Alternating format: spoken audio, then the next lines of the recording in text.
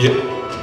교회를 주제로 강연해 주실 이두원 대표님은 현재 주식회사 아이스트 대표시며 동국대학교 평택과 교수를 역임하고 계십니다.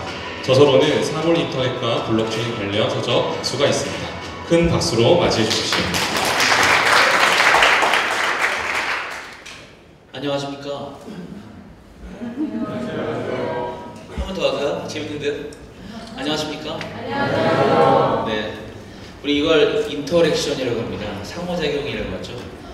네, 오늘 귀한 자리에 초대를 받아서 너무 감사한 마음이 가득한데요. 앞서 예배를 인도하신 목사님도 너무 편안한 마음으로 또 좋은 말씀 주셔가지고 얼마나 이 마음에 감사를 모르겠습니다.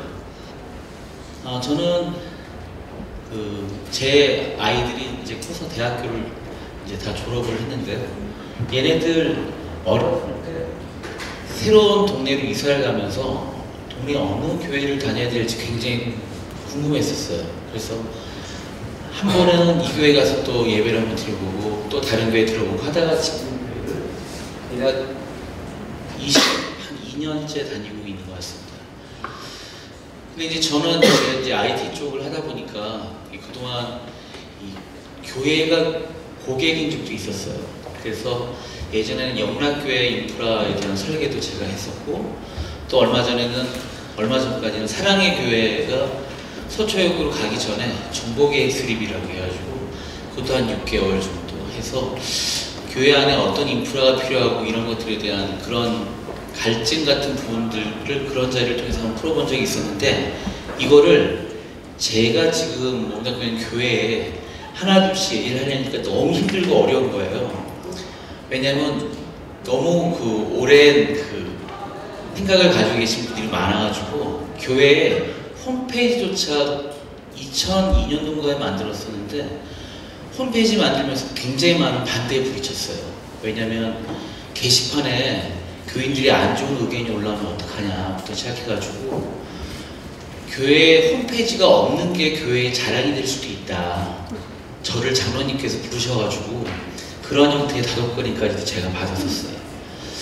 그러다 보니까 교회 봉사하시는 분은 유급부로 봉사하시는 분이 많지 않은데 연말 되면 또 연말에 해당돼서 기부금 명세서나 이런 것들 또 뽑아야 되고 하는 이런 다른 사무들도 너무 많고 해서 간단하게 제가 그냥 구축을 하겠다고 해서 설계도 이렇게 쫙 작성을 해서 가져갔는데 결국 어떻게 됐냐면 그동안 수고 많으셨습니다 라고 한 말이 들었어요. 처음에 이게 무슨 말인지 몰랐어요. 그냥 거기까지라고 하는 얘기를 이제 한 거죠. 지금은 이제 저희가 많이 바뀌었습니다. 많이 바뀌었고 그 와중에 제가 하나 느꼈던 건 뭐냐면 마음이 급한 대로 교회 안에서의 역사는 마음이 급한 대로 간다고 해서 되는 것이 아니다. 시간이 가다 보면 이 의견이 받아들여질 그런 때가 있는 건데 그때까지 내가 마음속에 그 불만을 품고 있다 보니까 하나님 섬기는 것 자체가 힘들고 너무 어려운 거예요. 왜? 위를 네. 많이 배우고 갑니다. 그래서 교회에 봉사하는 그런 제 안수집사로서 이제 섬긴 지 한 8년 되는데 교회를 알면 알수록 교회에 대한 불만들이 많아지는 거죠. 그래서 제가 요새 그런 걸 굉장히 고민을 많이 했었는데 최근 한 2, 3년 동안 느낀 건 뭐냐면 교회에서는 제가 이제 내년부터는 새가정부로 그걸 숨기는데 뭘 해야 되는 거냐면 목사님과 이야기를 많이 하고 지갑은 열고 말은 작게 하고 행동은 많이 하고 이렇게 해야지 제가 은혜를 받을 수 있는 것이라는 생각을 많이 하고 있습니다. 왜 오늘 이런 말씀을 드리냐면 오늘 제가 드릴 말씀이 이 블록체인이라고 하는 이런 굉장히 알고 보면 그렇게 어려운 기술도 아닌데 너무 사회적으로 갑자기 이슈가 많이 되면서부터 암호화폐 그 다음에 이것 때문에 가정적인 어떤 무너짐이 있는 그런 형태의 현상들도 굉장히 많이 오고 또 이런 형태의 내용들 때문에 아주 안 좋은 생각들을 많이 가지고 있더라라는 거죠. 그래서 오늘 저는 블록체인이 가지고 오는 가장 중요한 형태의 내용들을 우리가 어떤 형태에서 끄집어낼 수 있는가라는 내용들을 한번 조심히 한번 노크를 해보려고 이런 무거운 얘기를 먼저 한번 꺼내봤습니다. 오늘 교회와 선교에 대한 블록체인 적용점이라는 이런 형태의 내용을 제가 준비를 해봤는데요. 방금 이제 블록체인하고 사물 인터넷이 같이 엮여져가지고 볼 수 있었던 하나의 서비스를 보셨는데요. 저렇게 방금 보셨던 서비스는 슬라깃이라고 독일에서 시작된 이 IoT 블록체인에 대한 전형적인 케이스입니다. 저 회사는 IoT 도어락키를 만드는 회사예요. 그래서 여기서 도어락키를 만들었는데 우리 기존의 에어비앤비 같은 걸 이용하면 가서 현지의 사람을 만나야 되죠. 만나야 되는 이유가 키를 받아야 되기 때문에 만나는데 이제 이런 형태가 되면 이렇게 주인을 만날 필요도 없고 또 내가 사용한 만큼만 내가 이 과금을 하면 돈을 내면 되는 이런 형태의 내용이 되는 것들이죠. 올해 2018년도에 이런 블록체인을 바라보는 트렌드 자체는 어떤 형태로 많이 바뀌고 있냐면 암호화폐를 바라보는 어떤 부정적인 시각도 굉장히 많이 커지고 있지만 이 반대적으로 작년에 비해서 사람들이 필요로 하는 만큼의 투명성을 그 바탕으로 하는 어떤 신뢰도를 우리의 사회에서 어떻게 조금 더 높여줄 수 있느냐라는 그런 형태의 무드를 형성하는 해가 아니었는가라는 생각이 듭니다. 실제로 작년 11월 달까지 국내에서만 진행되는 블록체인 POC라고 합니다. 개념 증명에 대한 케이스가 대략 한 420개 정도의 케이스가 있었습니다. 420개 정도의 케이스를 한번 해보니 이런 것들이 과연 과투자인가 하나의 패션이기 때문에 우리도 따라가는 형태의 영역인가 이런 것들에 대한 많은 이슈들이 있었겠죠. 근데 그 중에서도 많은 형태의 내용들이 어떻게 하면 우리 생활 속에 저런 기술을 이용해서 좀 편리함을 가져올 수 있고 삶의 질을 조금 더 윤택하게 가져갈 수 있고 그 다음에 어떻게 하면 좀 더 투명성을 전제로 한 그런 거래의 사회를 살 수 있는가라는 그런 이슈를 제공하고 있는 것이죠. 갑자기 뜬금없이 공익경제라는 형태의 타이틀을 한번 꺼내봤는데요. 요새 이런 이슈들 있죠. 대학교에서 멀리 통학하는 학생들을 위해서 기숙동을 지으려고 그래요. 기숙동을 지으려고 하니까 누가 반대를 하고 나섭니까? 지역 주민들이. 학생들한테 편안한 서비스를 하겠다고 기숙동 만들려고 하는데 지역 주민들이 반대를 하고 나서요.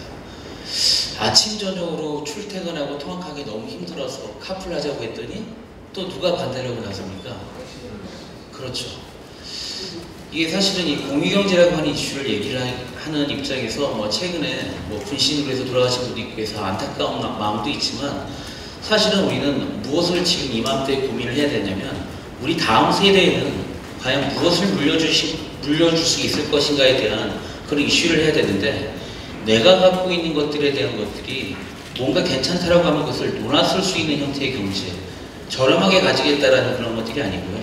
또 이 자원이라는 거, 환경, 쓰레기에 대한 이슈 이런 다양한 부분들을 고민해야 될 때가 됐는데 아직도 너무 어떤 그런 이기주의적인 형태의 내용들이 아직 전반에 깔려 있어서 이 작금의 사태를 봤을 때는 우리나라 공익경제는 한 5년에서 10년 정도의 퇴보를 가져오는 그런 현상이 나타나지 않을까라는 그런 두려움마저 들게 됩니다.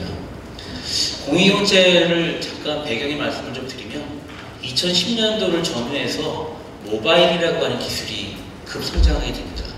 그 배경은 뭐가 있냐면요. 2011년도부터 어떤 사태가 일어나냐면 이 스마트폰의 생산 대수가 컴퓨터의 생산 대수를 앞지르기 시작합니다. 누구나 주머니에다가 단말기 하나씩을 들고 다니는 그런 때가 돌아온 거죠. 그러면서 모바일에 대한 기술들이 커지면서 실제적으로 기존에 충분한 수요라든가 또는 저렴한 비용, 우수한 품질 또는 다양한 사용자의 경험 자체를 서로 공유할 수 있는 그런 기반 위에 새로운 형태의 경제 모델이 떠오르기 시작하는데요. 그게 이제 쉐어드 이코노미라고 하는 공유경제라고 하는 모델입니다. 풍부한 수요가 바탕이 될 수 있을 때 떠오르는 형태의 시장 자체가 바로 공유경제라고 하는 그런 시장인데요. 이 공유경제가 사실은 유일한 대안일 때 사실은 이 공유경제라는 모델 자체가 활성화될 수 있는 그런 형태의 시기를 맞이하게 됩니다. 제가 위키피디아에서 최근에 공유경제를 어떻게 얘기하고 있는지 한번 정의를 한번 따와봤습니다. 두 번째를 좀 보시면 P2P를 기반으로 물건과 서비스에 대한 접근을 공유하는 복합 시장 모형이라고 되어 있죠. 이 P2P를 모델로 하는 것들이에요. 그리고 IoT도 그렇고 지금 이런 블록체인과 같은 형태의 내용도 그렇고 사실은 다 P2P와 같은 그런 형태의 모델을 가지고 있죠. 이 협력적 소비 자체를 의미하는 건데 이게 어떤 것이냐면 여러분들 한계 비용이라고 아시죠? 한계 비용인가요? 재화나 서비스를 하나 더 추가로 만들 때 들어가는 비용 자체를 한계 비용이라고 합니다. 예를 들면 빵 하나를 만드는데 100원이에요. 빵 2개를 만드는데 170원이 든대요. 이때 한계 비용은 얼마입니까? 70원이죠. 70원만 더 있으면 빵을 하나 더 만들 수 있는 거예요. 이러한 형태의 한계 비용 자체를 줄이고자 하는 형태의 내용들이 요즘의 경제 현상이에요. 이게 바로 4차 산업혁명이라고 하는 패러다임의 핵심이거든요. 이게 뭐냐면 맞춤, 개방, 분권화 이런 형태가 요새 4차 산업혁명의 메인 핵심 사항들이 되는 건데요. 이게 바로 한계 비용. 왜 대기업들과 통신사들과 다 플랫폼이라고 하는 것들을 만들어 놓고 내용들을 가져가느냐, 거기에 대한 이유가 뭐냐면 플랫폼이라고 하는 걸 하나 만들어 놓으면 두 번째, 세 번째, 네 번째 만들 때 거기에 들어간 비용 자체가 점점 줄어들거든요. 그 줄어드는 혜택을 생산자, 제조자만 가져가는 것들이 아니고 그거를 사용하게 되는 소비자, 고객들하고 같이 쉐어하겠다는 거예요. 그래서 제레미 랩킨이라는 교수가 그 사람이 쓴 책 한계 비용 제로 사회, 한계 비용이 추가로 더 들어가는 비용 자체가 얼마나 영원히 되는 시대가 온다 해서 한계 비용 제로 사회에 대한 이슈를 어떻게 얘기했냐면 자본주의에 있어서의 생산성 추구가 극에 달하면 생산성 추구가 어떤 겁니까? 기술을 개발하는 거죠. 새롭게 생산성을 추구하기 위해서 계속 기술을 개발합니다. 어쨌든 자본주의에 있어서의 생산성 추구가 극에 달하면 협력적 소비에 의해서 모든 것을 공짜로 얻을 수 있게 된다. 이게 한계비용 재료사의 컨셉이에요. 예를 들면 제가 1억짜리 차를 한 대 사서 움직이고 싶은데 저는 그 차를 사가지고 저녁 6시 퇴근할 때부터 그 다음날 아침 출근할 때만 잠깐 쓰고 마는 것들이에요. 근데 거기에 굉장히 큰 만족감을 느끼는 거죠. 근데 이 차를 시간대별로 같이 쓸 수 있는 또 다른 사람 20명만 더 만들게 되면 저는 500만 원 가지고 1억짜리 차를 운영할 수 있는 것, 이런 컨셉이 나오는 것들이죠. 그렇죠? 내가 500만 원만 있으면 1억짜리 차를 쓸 수가 있어요. 언제? 내가 출근하고 내가 퇴근할 때. 그런 타임에. 이제 그렇게 할 수가 있는 것들인데 이 재밌는 건 뭐냐면 그동안의 공유경제를 잘 따져서 보시면 저렇게 자산과 지식을 공유할 수 있는 그런 공유경제 형태 모델들이 있고요. 그리고 뭐 에어비앤비 우리나라는 허가가 난 상태죠? 그런가요? 네, 2년 전부터 규제에 걸려서 우리나라에서 에어비앤비 비즈니스를 할 수가 없습니다. 2019년 내년부터 바뀌어지는 것 중에 하나가 지난 12월 17일 날 관계부처 합동으로 이제 내년도 바뀌어지는 사항들을 발표를 했는데요. 공유 민박을 180일이라고 하는 한정된 시간 동안 허가를 하는 걸로 내년에 바뀝니다. 일반 민박도 180일까지는 공유경제를 할 수 있다는 그런 얘기를 의미합니다. 우리나라에서는 안 되죠. 호자자, 모텔, 호텔 뭐 이런 형태의 일들이 있고 한데 운송과 이동 분야를 볼까요? 뭐 우버나 리프트.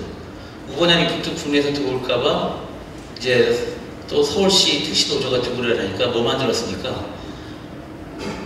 카카오 택시, 오렌지 택시, 티머니 택시 이런 거 만들었죠. 그래서 이제 그런 것들이 이제 시발돼서 이런 서비스를 만들어지고 있는데 과연 이것이 공유경제일까라는 이런 고민을 한번 해봐야 됩니다. 내용을 보면 공유경제의 메인 컨셉은 모든 경제 주체에게 이익을 나눠준다라는 그런 기본적인 컨셉을 갖고 있는데 이런 서비스를 하는 회사들은 자기네가 그 플랫폼을 거의 독점을 하면서 자기네들이 돈을 버는 형태의 수단으로 완전히 다르게 이용해서 가져가고 있는 거죠. 말 자체는 공유경제지만 사실은 가짜 공유경제가 양산되고 있는 이런 모델들이 현재 보여주고 있는 형태의 양상들이에요. 맨 밑에 내용에 뭐가 있냐면 공유경제 윤활유는 신뢰라고 제가 해놨는데 뭐냐면 제가 정말 아까 차가 좋아서 1억짜리를 한 대 사고 싶은데 제가 차를 사는 그 기준은 이 차가 너무 좋아서 혹여 어디 흠집이라도 날까봐 아침 저녁으로 걸레로 닦고 윤택, 광택 내고 이러는데 나랑 같이 그 차를 공유하는 사람은 차를 험악하게 모르는 사람이에요.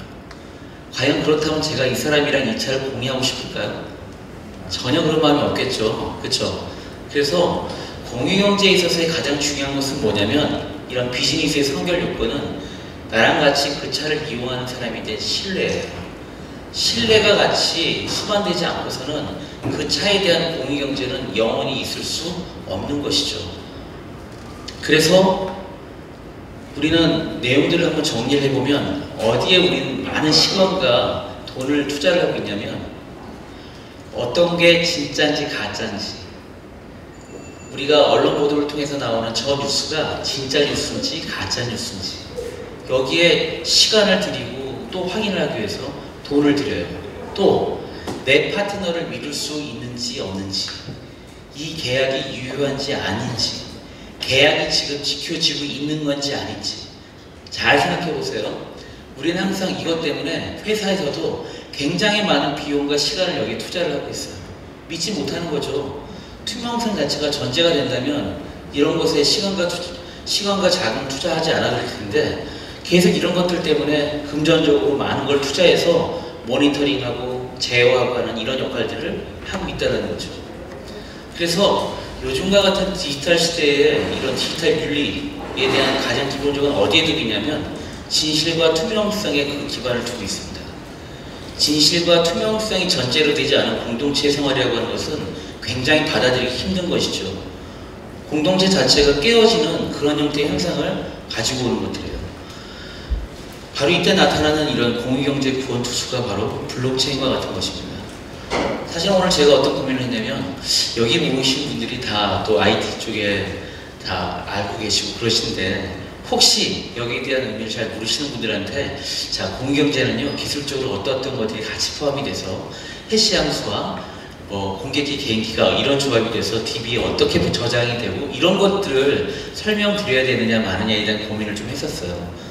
근데 이제 그런 부분을 좀 뛰어넘으면 맨 처음에 우리가 비트코인이 나오면서 이런 블록체인 기술이 등장한 건 뭐냐면 더블 스펜딩, 상대방을 믿기 때문에 내가 돈을 직접 주거나 코인을 주는 현상이 막 발생을 하는데 내가 돈은 100원밖에 안 갖고 있으면서 A하고 B라는 사람한테 똑같이 100원을 줄 수는 없는 거잖아요. 그쵸? 그런데 내가 마치 200원을 갖고 있느냐, 실제는 100원을 갖고 있는데 100원씩을 줄 수 있는 이런 사기극이 벌어질 수도 있겠죠? 이걸 우리가 더블 스펜딩이라고 그래요. 그럼 우리 현실에서는 이중 지불이라는 이슈가 없느냐? 있거든요. 지금 한 8년 전서부터 5천원권이 위조 지폐가 돌아다니고 있어요. 48만 장이나 유통되고 있는데 아직까지 범인을 못 잡았어요. 48만 장에 찍혀있는 은행권의 일련 번호가 똑같아요. 자, 이거 이중 지불입니까? 아닙니까? 이중 지불을 떠나서 48만 번에 해당되는 그런 지불이 이루어지고 있는 거죠. 위조 지폐 같은 게 바로 대표적인 이중 지불과 같은 그런 케이스들이에요. 근데 이런 이중 지불과 같은 현상을 다시 나타나지 않게 하기 위해서 만들어진 그런 컴퓨터적인 알고리즘이 바로 블록체인이라고 하는 것들입니다. 해당되는 형태의 거래가 있었을 때 그 거래 정보를 암호화된 형태의 함수에 저장했다가 그거를 하나의 데이터베이스에 저장을 해놔요. 거래 관계를. 그리고 그 거래가 만들어진 이후에 발생되는 또 다른 거래가 이루어졌을 때 앞거래하고 뒷거래에 해당되는 그 내용들에 대해서 계속 검증에 대한 시간들을 갖는 것이죠. 거기다가 분산 장부. 옛날에는 데이터베이스를 서버라고 하는 곳에 한 군데 모아놨지만 여기는 참여하는 네트워크에 참여하는 모든 참여자들한테 똑같은 데이터베이스를 다 놓아서 갖고 있는 것들이죠. 내 한 개의 데이터베이스를 변경한다고 해서 다른 사람들이 갖고 있는 장부를 변경할 수가 없기 때문에 내가 갖고 있는 장부를 위조나 변조한다는 것에 의미를 둘 수가 없는 것들이에요. 이제 바로 이런 것들 때문에 블록체인에 담겨진 내용들 자체는 위조나 변조가 어려운 거다라고 이야기를 하고 있고요. 이것 때문에 사실은 투명성이라고 하는 것들이 지켜진다라고 우리가 이야기하고 있는 것입니다.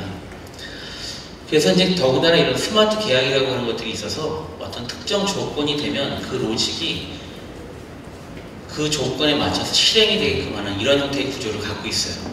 아까 앞서 보였던 동영상에서처럼 어떤 특정 조건이 되면 내가 빨래를 정해진 시간만큼 하고 내가 암호화폐로 대금을 지불할 수 있는 이런 구조들이 만들어지는 것이죠. 그래서 이러한 것들 때문에 우리 블록체인이라고 하는 이런 기술 자체가 사회 전반의 다양한 형태의 사용 사례로 점점 늘어나고 있는 그런 과정 중에 있고요. 최근에 만들어지고 있는 세종시하고 부산시, 정부에서는 국가 시범도시라고 하죠. 이 국가 시범도시에도 우리가 스마트 시티를 뭐라고 하냐면 데이터 시티라고 합니다. 철저하게 수집된 데이터에 의해서 도시 자체가 돌아갈 수 있게끔 하는 그런 형태의 내용들인데, 여기에도 역시 바로 그 기반이 되는 것은 블록체인으로 완성될 수 있는 공영제 모델을 그 바탕으로 하고 있습니다. 이제 이런 것들은 이제 블록체인 기술 자체를 일반 IoT나 정보 가전, 집에 있는 스마트홈 이런 것에도 적용을 하고 있어요. 그래서 거기에 들어가는 거래 데이터들을 감사한다든지, 우리 집에 있는 IoT 보일러가 외부 해커들에 의해서 해킹당하지 않도록 얘에 대해서도 보안에 대한 부분들을 더 강화할 수 있는 이런 형태의 기술들을 블록체인을 통해서 구현을 하고 있습니다. 인가된 디바이스만 우리 네트워크에 접속할 수 있도록 하는 그런 부분의 블록체인과 같은 부분들을 사용하고 있는 것이죠. 그래서 저는 이러한 형태의 내용들이 지금 이런 홈 IoT에서 사용되고 있는 그런 케이스도 한번 이 발표된 내용들을 한번 설명을 드리고 싶었고요. 또 하나는 이렇게 에너지 블록체인, 이제 에너지에 대한 B2B 전력 거래라고 하는 부분들이 재작년서부터 정부 사업으로 시작이 되고 있어요. 지금은 이제 전기사업법이라는 규제에 밀려서 아직 일반 개인이 자기가 생산한 전기를 자기가 직접 판매할 수 있는 형태를 못 고치고 한전이라든가 전력거래소를 통해서 에너지를 할 수가 있는데, 이제는 누구나 다 태양열 발전을 통해서 자가 발전할 수 있는 내용을 자기가 쓰고 남은 것을 서로 판매할 수 있는 이런 시대가 오는데, 일일이 내가 거래가 있을 때마다 내가 다 승인을 해야 되는 일이 있을 거라고는 생각하지 않으시겠죠? 이걸 블록체인이 갖고 있는 스마트 컨트롤이라고 하는 자동화된 로직에 의해서 실행될 수 있도록 환경들 자체가 많이 바뀌어 가고 있습니다. 실제적으로 굉장히 많은 시범 사업들이 이루어지고 있고요. 이제 전기차 충전이나 이런 것들도 블록체인에 의해서 어떤 형태의 전력을 내가 얻을 수 있는 어떤 가격에 의해서 내 차에 충전할 수 있다라고 하는 그런 플랫폼들이 구성되고 있습니다. 근데 이런 부분들을 우리 교회에서 이런 선교나 또는 운영이나 이런 부분들이 어떻게 적용할 수 있는지 몇 가지 케이스를 한번 들어볼까 합니다. 최근 들어 가장 강하게 이슈가 되고 있는 것들이 기부단체들이 모금한 돈을 투명하게 운영하지 않는다라는 그러한 형태의 기부자들의 공통된 의견에 의해서 지금 보시는 그래프와 같이 많은 형태의 비중들 자체가 점점 기부 참여율 자체가 굉장히 떨어지고 있다는 거예요. 더군다나 정부가 이런 공익법인들이 지출하는 그런 비용 자체를 이제는 어떤 특정 법인을 둬서 그거를 감사를 하는 한국 가이드스타라고 하는 민간단체를 지정해서 가이드라인을 제시했는데도 불구하고 어떤 문제가 발생하고 있냐면, 사회복지법인, 종교법인, 학교, 장학재단 이런 데는 공시의무부과 대상에서 제외가 됐어요.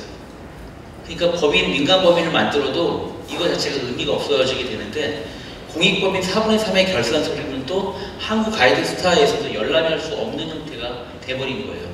이 룰 때문에.